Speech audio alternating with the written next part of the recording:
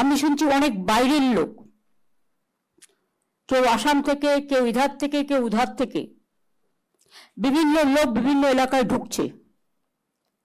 ঢুকে এমনকি আমাদের সমর্থকের কাছেও তার নাম্বার, তার প্যান কার্ড নাম্বার, তার আধার কার্ড নাম্বার, তার ফোন নাম্বার, সে কি করে তার ডিটেলস নিয়ে চলে যাচ্ছে অফিসারদেরও। আমি পুলিশকে বলবো, বি অ্যালার্ট। বাইরে থেকে কোনো জঙ্গি যেন কোথাও গিয়ে শেল্টার নিতে না পারে, এটা মনে রাখবেন। অথরাইজড লোক ছাড়া, বুঝতে পারছেন আমি কি বলছি, কেউ কাউকে কোনো ডিটেলস দেবেন না। এরকম অনেককে ধরা হয়েছে। ঝাড়গ্রামে একটা টিম ধরা পড়েছে। Each and everybody should take some observation or vigil থাকতে হবে।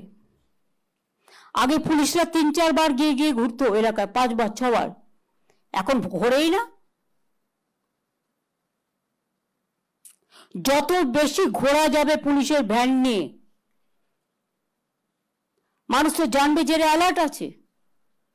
এরকম বিভিন্ন পরিকল্পনা চলছে। বর্ডার এরিয়াটা ভীষণ সেন্সিটিভ, লক্ষ্য রাখবেন। বিএসএফ এর দায়িত্বে আছে বলে আপনারা আইসিরা ওসিরা সব চোখ কান বুঝে বসে রইলেন না, সেটা হয় না। পাড়ার ক্লাবগুলোকে হাতে রাখুন। আমি পুলিশদের বলবো, যতদিন যেখানে থাকবেন ততদিন সেখানে কাজটা ভালো করে করতে হবে।